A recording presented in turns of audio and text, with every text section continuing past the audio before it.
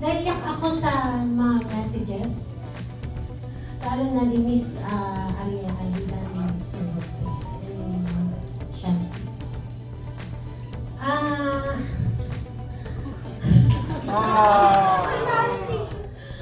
Ito na, this is ito na yung dreams mo. Dream natin lahat.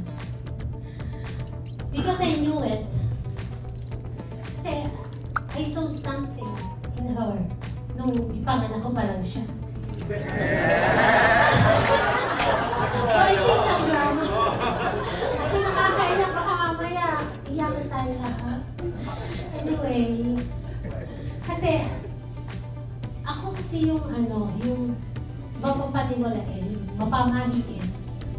I always believe in destiny. Kasi ang daming pinagdaanan ng anak ko. Hardship, life, family, problems, and everything. Pero look at her. She's really a queen.